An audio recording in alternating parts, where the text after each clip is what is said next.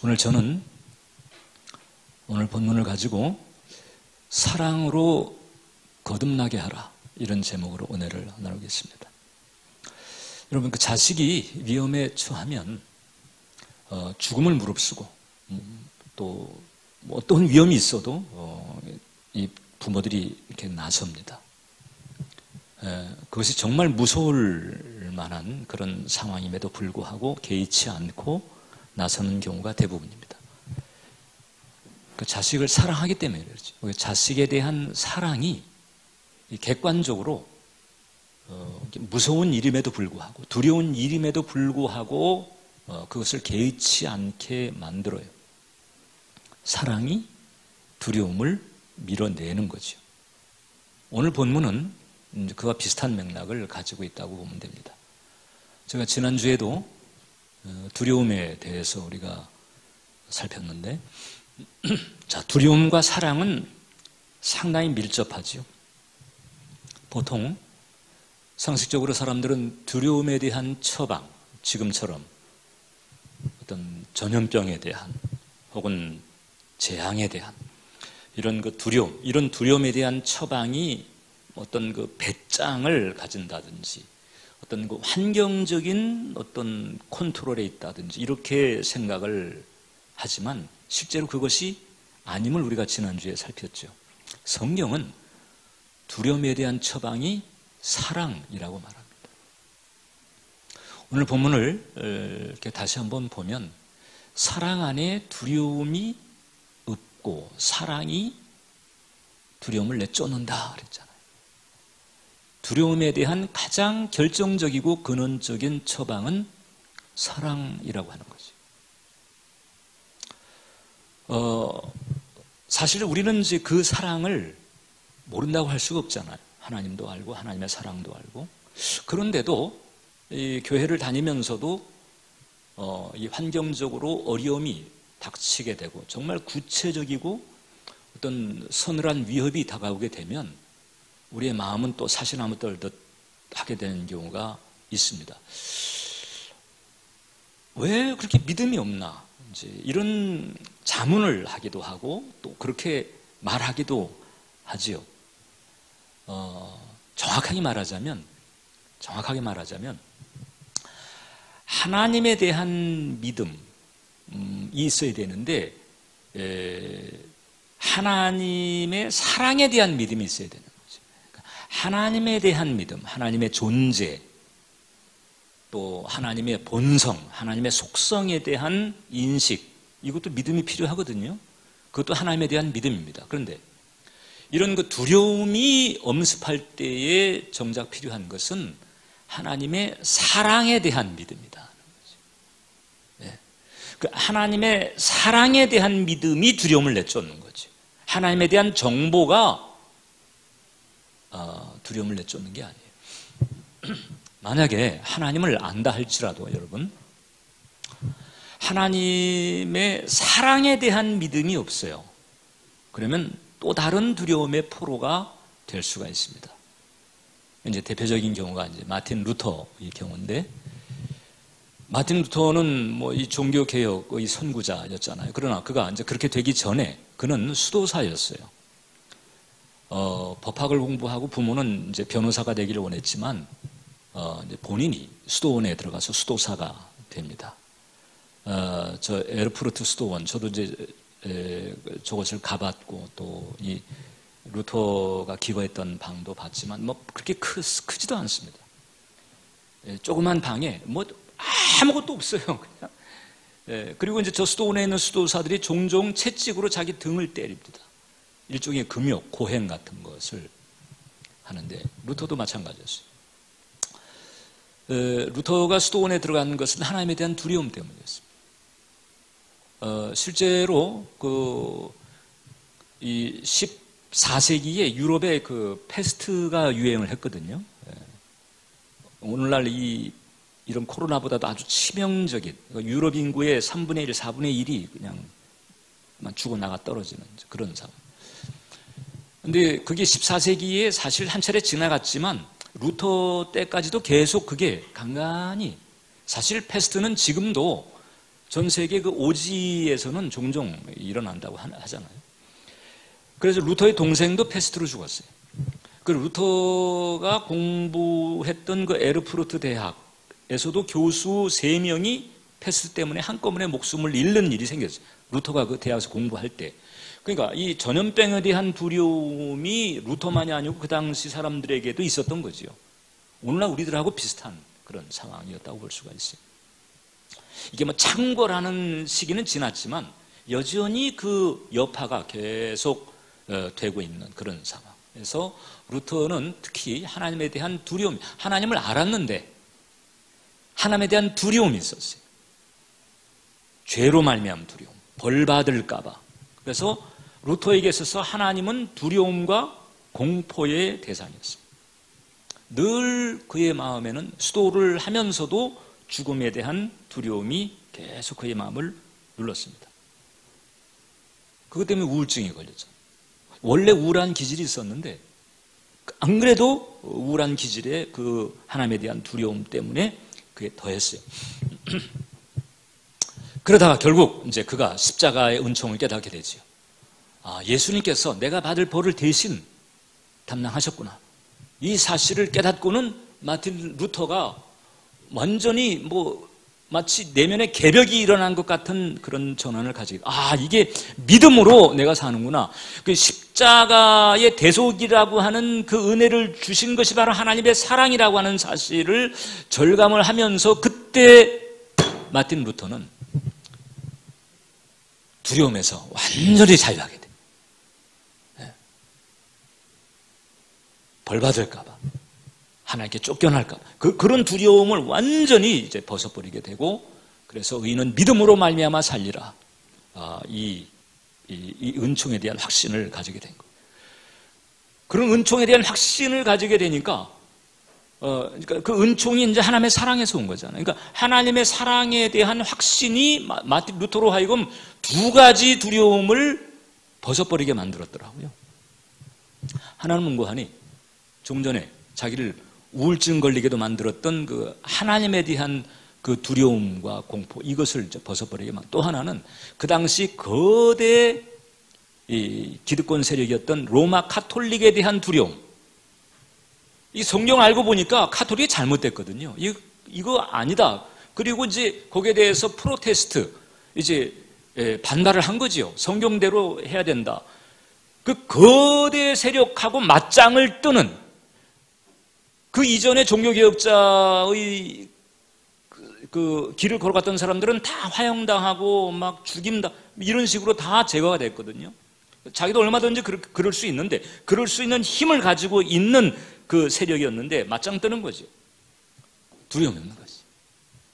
하나님의 사랑에 대한 확신을 딱 가지게 되니까 내면의 두려움, 환경적인 두려움, 이것을 벗어버리는. 그가 종교 재판을 받는 상황이 있었어요. 보름스라고 하는, 독일에 가면 그 프랑크푸르트에서 얼마 안 되는 곳에 이제 보름스라고 하는 도시가 있는데, 거기서 이제 종교 재판을 받는데, 그때 뭐 이 제국의 모든 사람들이 둘러싸가지고 막 윽박 지르고 막 그냥 눈총을 주고, 여기서 이제 너 잘못하면 너는 이제 법의 보호도 못 받는다 막 이런 위협을 하고 이런 상황이었을 때, 그 루터가 거기서 딱 담대하게 서가지고 이제 그가 이렇게 얘기를 합니다. 제 양심은 하나님 말씀에 사로잡혀 있습니다. 어떤 것도 처리할 수 없습니다. 양심에 불복하는 것은 옳지도 안전하지도 않습니다. 하나님, 제가 여기 서 있나이다. 그리고 그 좀 전에 나왔던 그 사진 있잖아요. 그게 바로 마틴 루터가 서 있던 그 자리, 그 자리에 기념 삼아서 신발을 이렇게 이제 제작을 해놓은 거예요. 저기에 서서 하나님, 제가 여기 서 있나이다. 그리고 그 거대 세력하고 맞짱을 떠나가는 거죠. 하나님 사랑에 대한 믿음이 이렇게 만드는 거예요. 그래서 여러분, 교회를 다니는 것하고 사랑을 깨닫는 것하고는 별개예요. 교회를 다니면 이런 사랑을 깨달을 수 있는 확률이 높아지지만, 교회를 다닌다고 해서 자동적으로 수도원에 들어가서 수도를 하는데도 그게 극복이 안 됐던 거잖아요.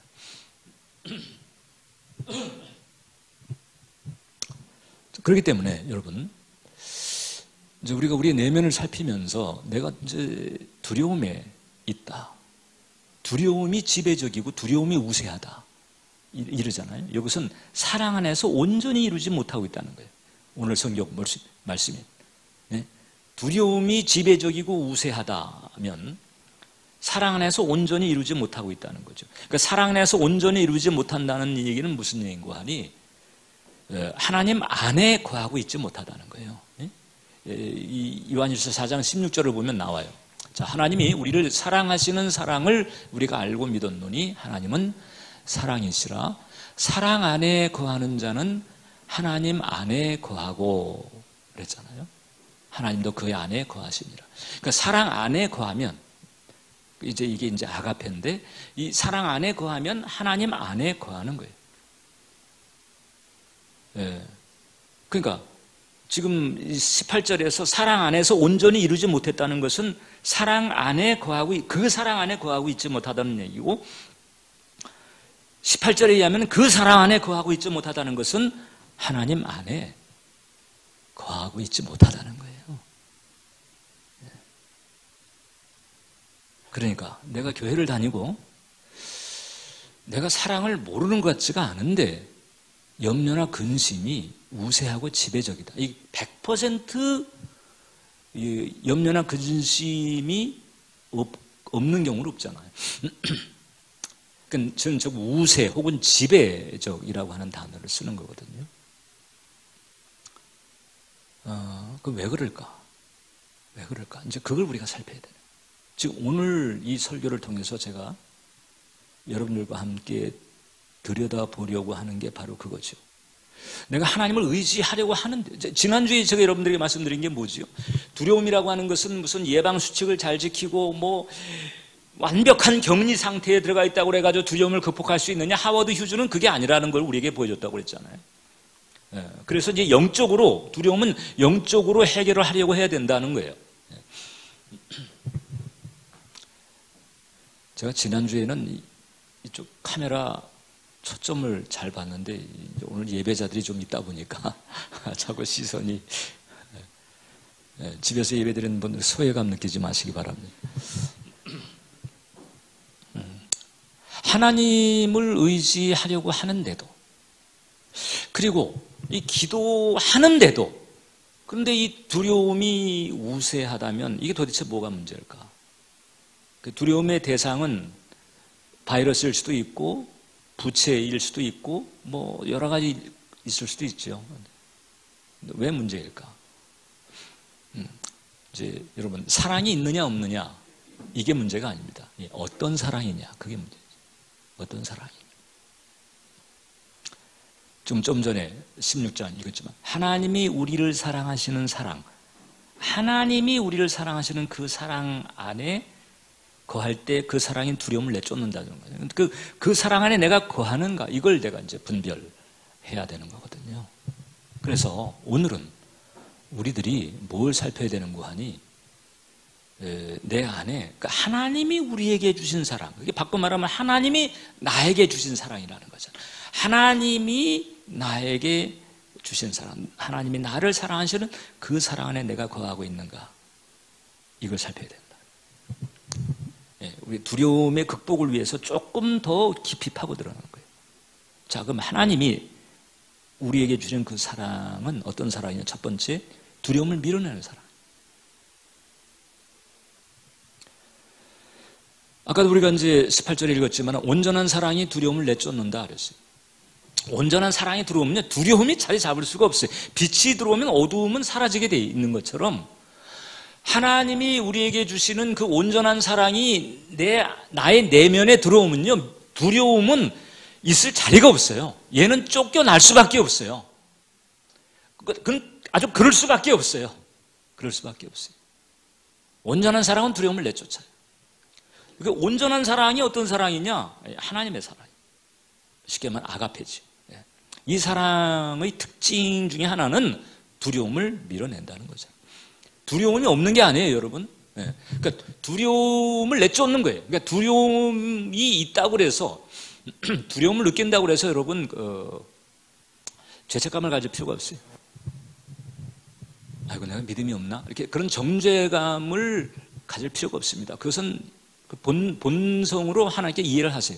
대신 그 두려움이 노크를 할 때에 우리가 해야 될 일은 뭐냐? 이제 온전한 사랑으로 가야 되는 거예요.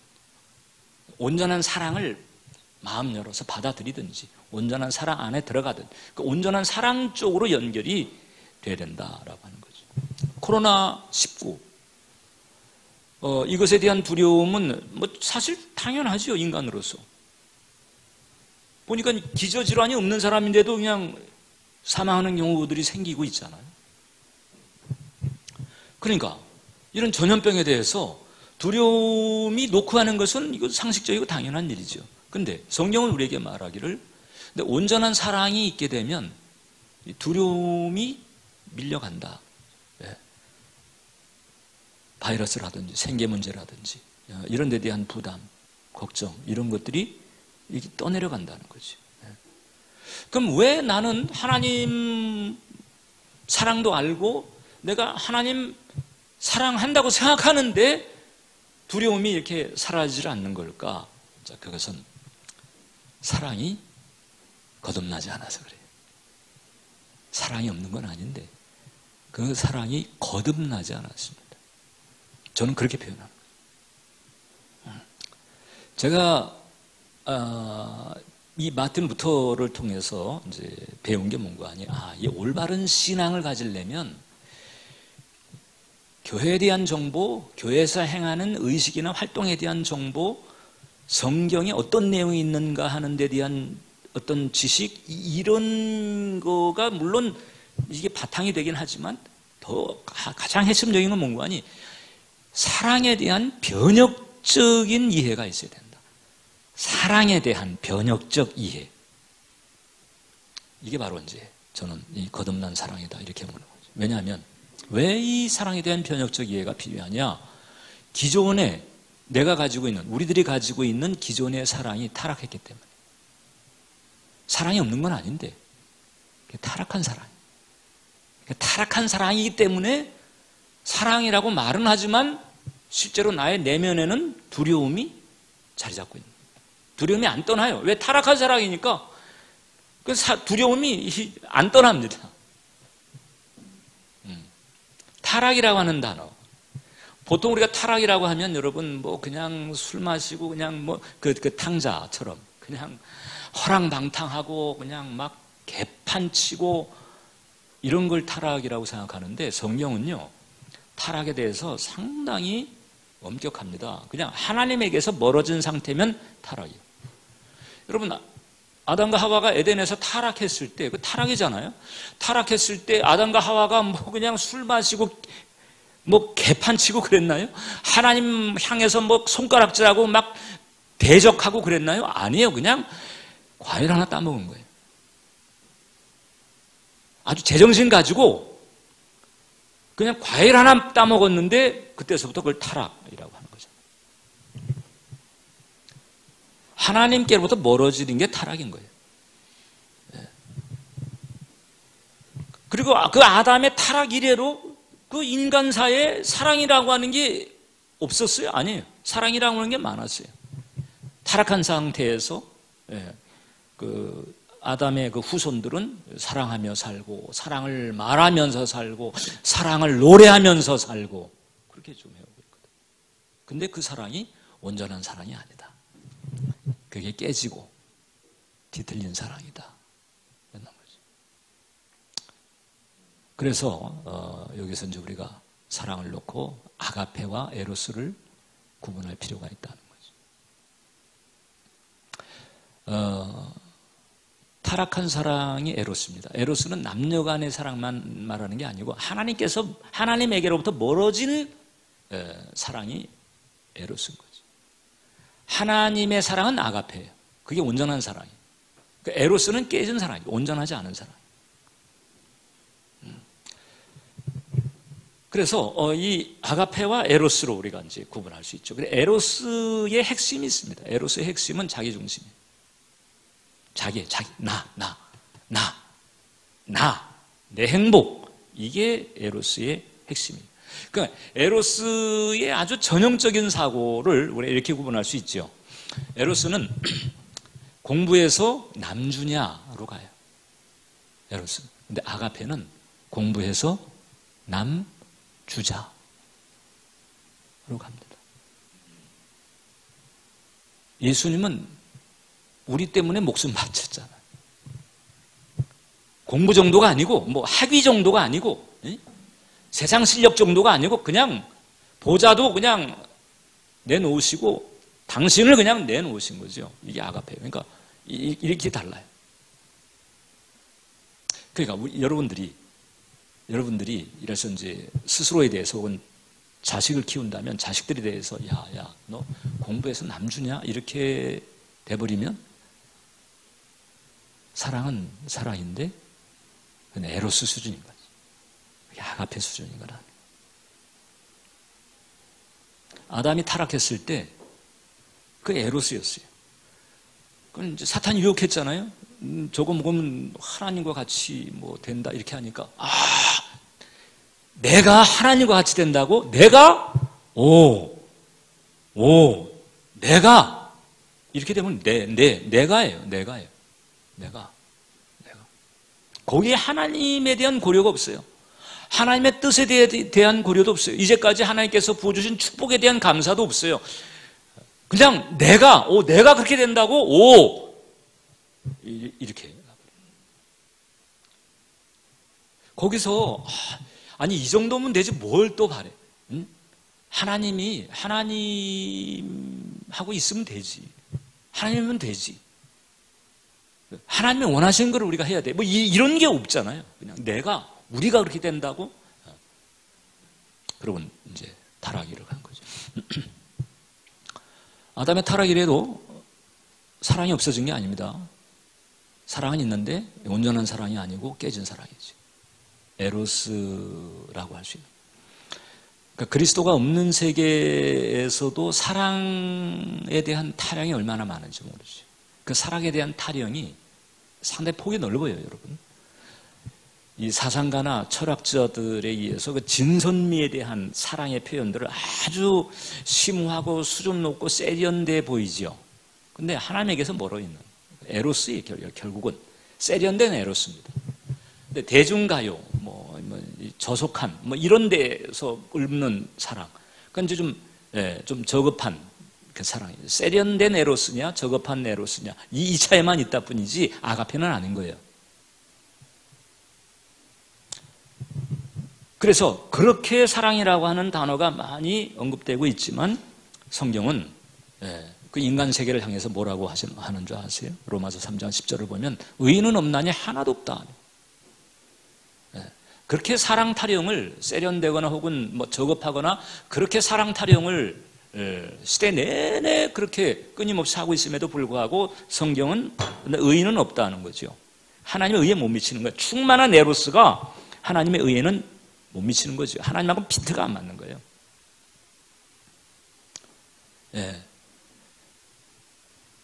이런 맥락에서 이 죄라고 하는 것은 상당히 폭이 넓고 우리가 생각하는 것보다 상당히 깊은 영역까지 치고 들어온 거죠.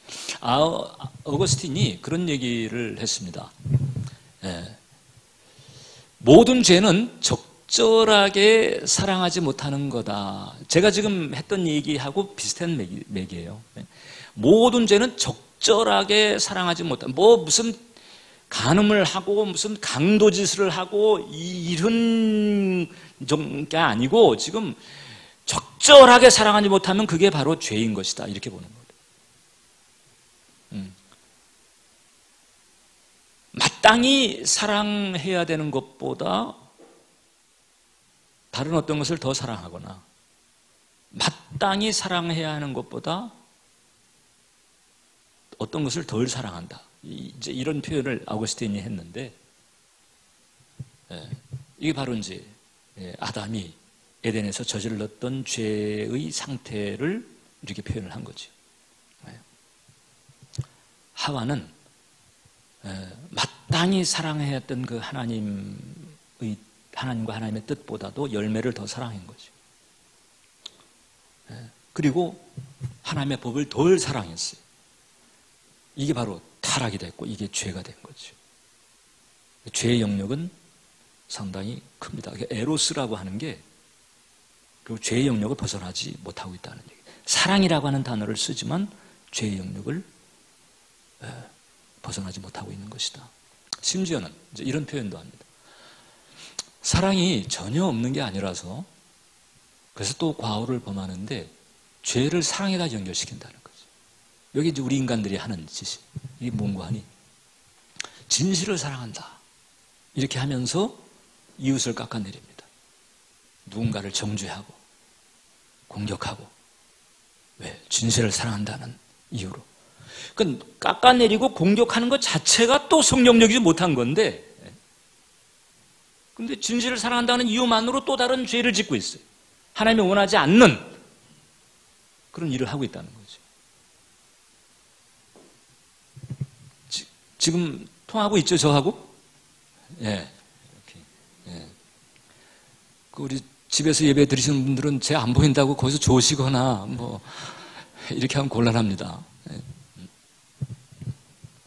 또 누군가를 사랑한다라고 하면서 결국 내로남불 같은 게 생기는 거죠.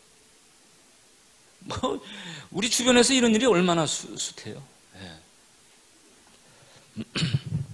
자, 그래서 이런 수준의 사랑은요 두려움을 내쫓을 수가 없어요. 두려움이 안 나가요. 두려움이 딱 알아요. 아, 얘 사랑이라고 하는 게 어떤 건지 딱 알고요.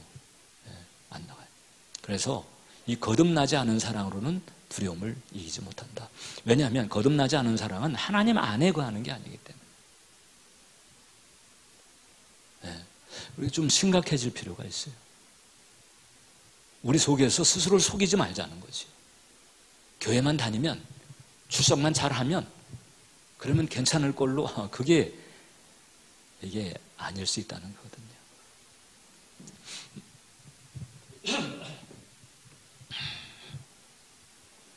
그러니까 두려움, 나의 내면의 두려움의 강도를 보고 나하고 하나님 사이의 거리를 측정할 수 있다는 거죠.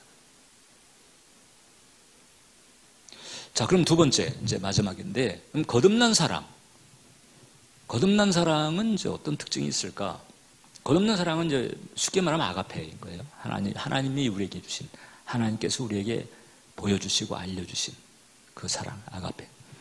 저는 언젠가 여러분들에게 그 안더스 니그렌의 아가페와 에로스 그 개념에 대해서 말씀드린 적이 있는데 이분이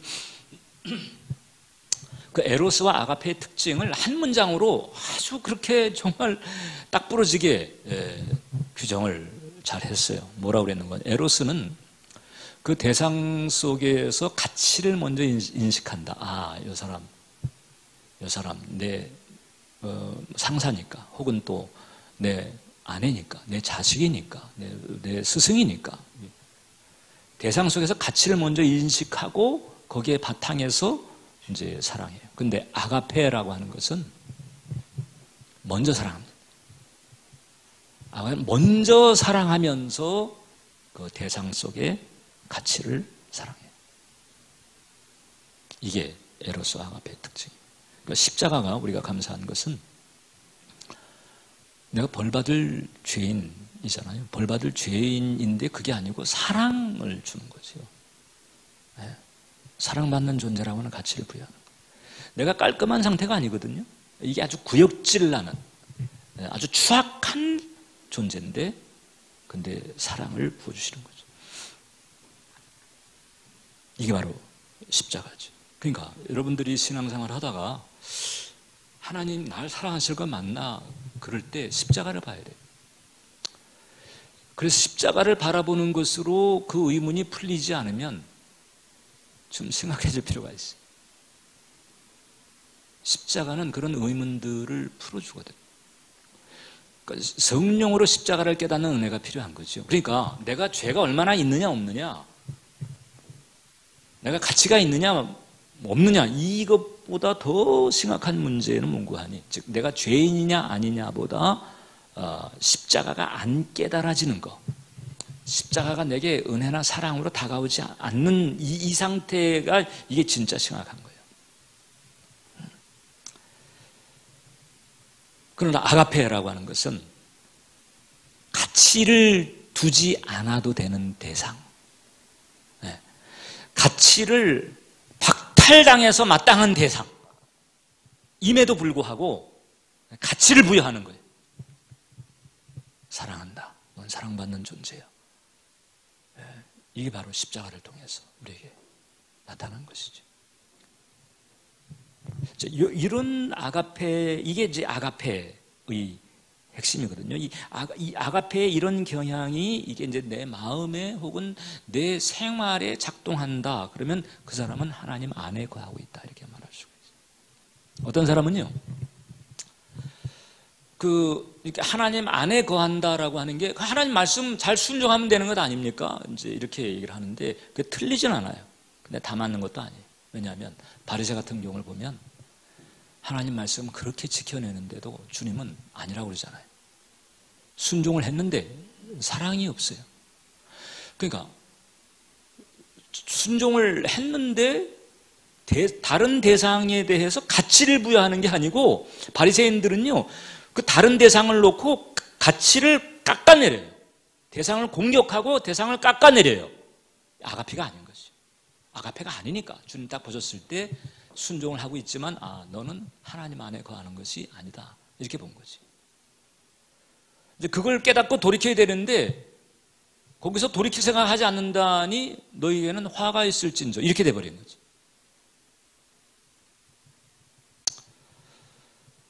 마더 테레사가 그 인도 캘커타에서 이제 죽어가는 사람들의 집을 세우고 비참하게 더럽게 죽어가는 사람들의 마지막을 사랑과 돌봄으로 간수를 합니다. 왜냐하면 신앙이 없든 하나님을 알든 모르든 어떻든 사람은 하나님 만드신 존재인데 이렇게 비참하게 더러운 도랑에 팽개쳐져 가지고 죽게 할 수는 없다. 이래가지고 살펴주는 거예요. 네. 가치를 부여하는 거죠. 그러니까 마더 테레사는 아가페 안에 있다. 이렇게 말할 수 있는. 이런 아가페가 마음 혹은 삶에 작용을 하면요, 두려움은 밀려납니다. 그러니까 이렇게 말할 수 있어요. 저는 두려움이 좋아하는 서식처가 있다. 두려움이 좋아하는 서식처는 바로 뭔가 하니 자기중심성이에요. 사람들이 가지고 있는 자기중심성, 이게 바로 두려움이 좋아하는 서식처. 교회를 다녀도 얼마든지 자기중심적으로 갈 수 있거든요. 기복신앙 같은 경우가 이제 대표적입니다. 네. 그럼 두려움은 떠나지 않죠. 그게 바로 출애굽 1세대들이 보여준 거 아니에요. 네. 모세하고 늘 그렇게 각을 세웠던 그 출애굽 1세대들이 보여준 게 그거잖아요. 어마어마한 기적을 체험하고 하나님의 실력을 봤는데도 계속 두려워하고 대들고 자기 중심성 때문이죠. 그래서 우리에게 필요한 것이 뭐냐? 이제 이런 거듭난 사랑으로 우리가 살려고 해야 돼요. 거듭난 사랑을 품으려고 하고, 거듭난 사랑을 또 풀어내려고 하고.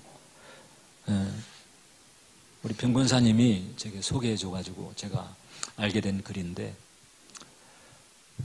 그 인터넷에 이제 글들이 있더라고요. 보니까 이게 이제 폴이라고 하는 사람이 뉴욕에서 겪은 일이었는데. 이 사람이 이제 회사 일로 뉴욕에 출장을 가서 그 다음에 회의를 마치고 뭐 일을 다 보고 그 다음에 이제 다시 돌아가야 되는데 그때 금요일이었답니다. 그럼 이제 금요일서부터 이게 소위 우리나라도 불금하잖아요. 그러니까 뉴욕에 그 뭐 차가 막히는 이런 상황에서 이제 비행기 시간은 빠듯하고 그래가지고 택시를 잡아야 되는 거예요. 근데 택시 잡기도 어려워.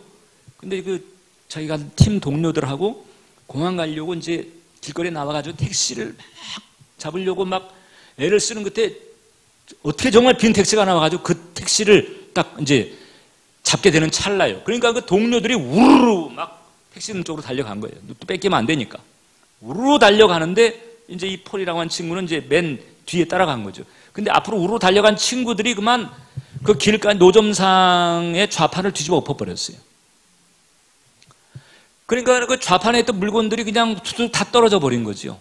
근데 이 사람들은 지금 비행기를 놓치면 안 되니까 그냥 택시 안에 들어가 탔는데 폴이 보니까 이게 그냥 가면 안 될 것 같다. 그럼 이제 멈칫하고 있는데 택시 탄 그 동료들이 왜 안 타냐? 이거 안 타면 지금 놓친다. 그때 폴이 먼저 가라. 그리고 택시를 보내고는 그 다음에 그 널어진 물건들을 이제 주워주는 겁니다. 근데 알고 보니까는 그 이제 나이가 많은 그 할머니였는데 이 할머니가 그러니까 눈이 안 보이는 거예요. 그 눈이 안 보이는 상태. 시각장애자 있다. 그 이 할머니가 뭐가 아무튼 자기 앞에 이 알아서들 가져가고 이렇게 돈 놔주고 이렇게 했었는데 뭐가 우당탕하더니 그냥 다 엎어진 것 같은데 눈이 안 보이니까 이걸 어떻게 이걸 해야 되나. 그리고 이제 순간적으로 당황하면서 이렇게 있는데 아니 누가 나타나가지고 정리를 해주면서 다 정리하고 난 다음에는 그 다음에 또 돈까지 줘주면서 이 정도면은 충분히 보상이 될 거예요 할머니. 또 그렇게 하는데 그 할머니가 그 폴을 향해 가지고 이제 이렇게 말한 거예요. Are you Jesus? Are you Jesus? 혹시 예수님이세요? 이렇게 하는 거죠. 그러니까 폴이 아니 저 예수님 아니에요. 네, 예수님 아니에요. 그러니까 이 할머니가 아니 예수님이라는 거예요. 왜냐하면 이게 우당탕쾅탕 했을 때 이게 무슨 일이 일어났는데 자기가 수습할 수는 없고 이 상황에서 자기가 도움을 구할 수 있는 분이 예수님밖에 없어가지고 그래서 그 순간 예수님께 기도했다는 거죠. 예수님 좀 오셔서 도와주세요.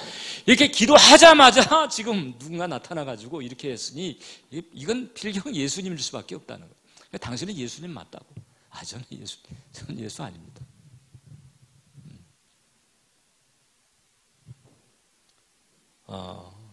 이제 비행기를 놓쳤지요. 그리고 이제 하룻밤을 더 이제 뉴욕 호텔에서 이렇게 묵게 되는데 그 할머니가 얘기했던 그 You must be Jesus.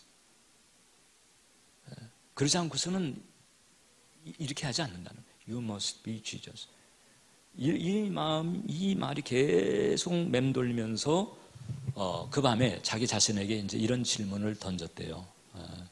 누군가가 당신을 예수님 같다고 착각하게 했을 때가 언젠가, 누군가가 당신을 예수님 같다고 말할 때가 언제였던가를 한번 생각해 보라. When was the last time someone confused you for Jesus?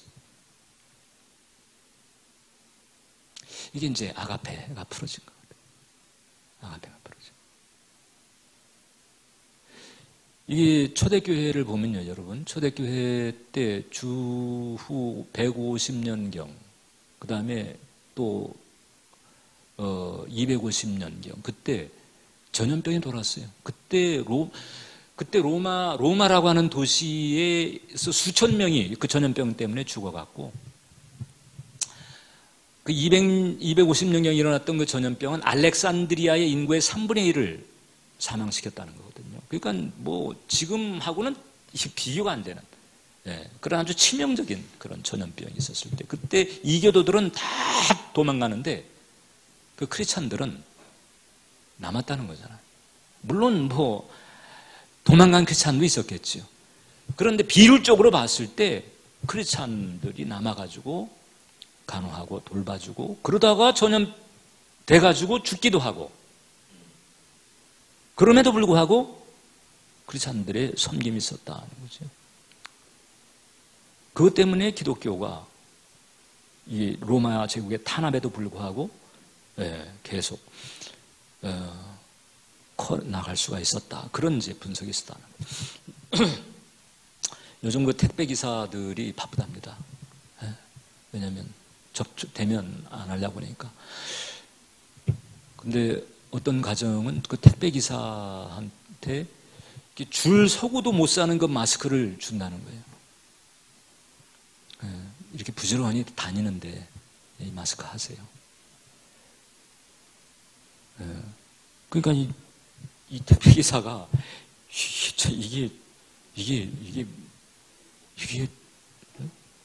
그 대구에 그 칠성 야시장이 있는데 그 칠성 야시장의 청년 상인들이요. 자기 장사가 안 돼요, 지금. 사람들이 안 오니까. 그런데 도시락을 만들어가지고, 그 의유진들에게 보냅니다. 그리고 이제 이렇게 얘기한다는 거예요. 당장 내일이 힘든 우리이지만 오늘 더 힘든 당신을 응원합니다. 그분들이 신앙이 있는지 없는지 모르겠지만은 신앙이 없다고 한다면 참 더 대견한 거고요. 우리 그리스도인들은 적어도 이런 흐름을 타야 된다는 거죠. 이게 이제 아가페가 작동하고 있다는 상황. 이럴 때 비로소 두려움을 가려요. 카페하는 어떤 사람은 손님들이 안 오는데 그 카페 단골들이 그러더랍니다. 아무튼 지금 어려운 시기지만 이 어려운 시기 이렇게 지나면 조금만 참아라. 그러면 어려운 시기 지나면 그 다음에는 그냥 더 자주 와가지고 아주 보복적 소비를 해주겠다. 보복적 소비를 해주겠다. 힘내라. 단디 그때를 준비하시라. 이렇게 용기를 불어넣어줘. 이런 시절에 우리들은 어떻게 해야 될까?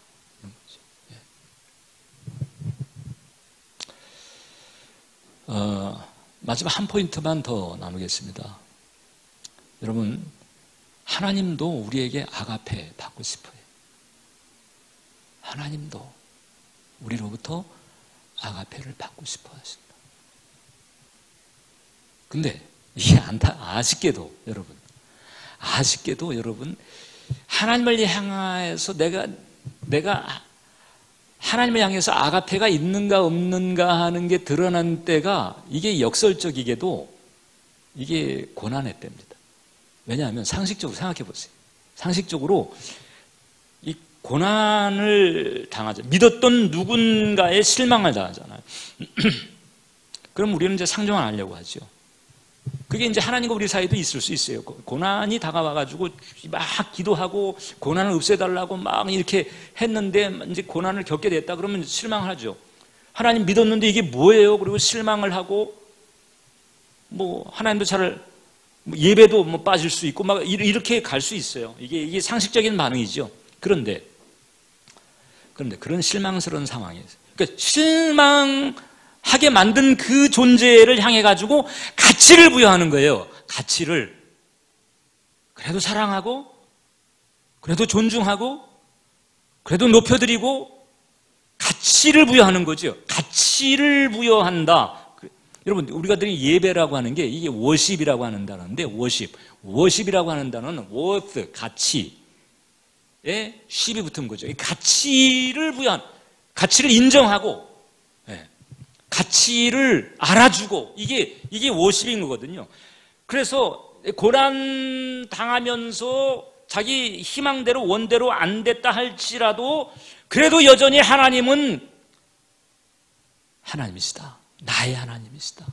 이러면서 온전한 예배를 그게 진짜 아가페. 그런 예배. 하나님은 그런 아가페를 우리한테도 받고 싶어 하신다. 응? 그런 점에서 다니엘의 그 세 친구는 그리 아니하실지라도 이렇게 했던 다니엘의 그 세 친구는 아가페에 있었던 거예요. 하나님에 대한 아가페에 있었던 거예요. 하나님은 그런 아가페를 우리들에게도 받고 싶어 하신다.